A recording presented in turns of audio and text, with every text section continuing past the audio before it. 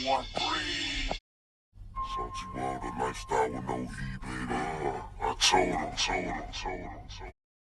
This is Salty Water Records Unreleased Albums Part 1. The label was based out of Galveston, Texas, and their first release was in 1997, Deep in the Game by Lifestyl. The label had a huge impact, created a Latin legacy, and a blueprint for others to follow.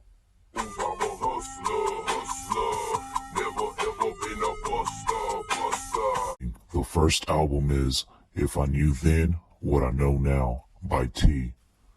Correct me if I'm wrong, but T also went by Big T, and his first appearance that I remember was on the song Click off the first Latin Legacy album.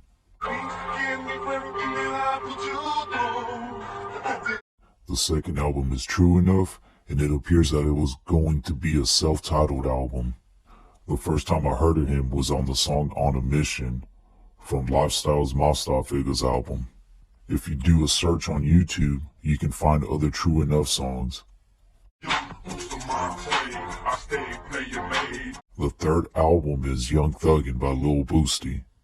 Lil Bustie is Pancho V's younger brother, and his first appearance was on the album Under Surveillance by Latin Legacy.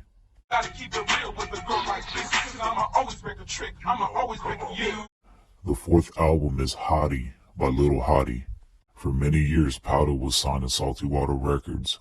When she left, Lil Hottie was there to fill the void. Lil Hottie was dope, had style, and was a great fit for Salty Water Records.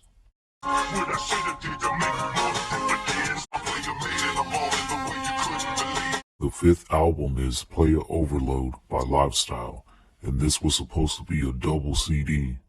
As you can see, the rough album cover only features Pancho V.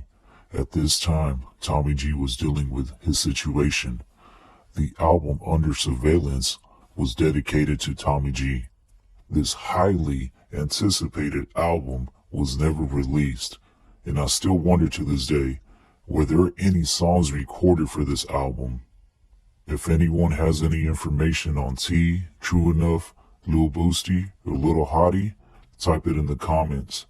The only information that I have about Lil Hottie is that she did create a YouTube channel and she has 2 videos up, so if you want to search for it, you'll be able to find it.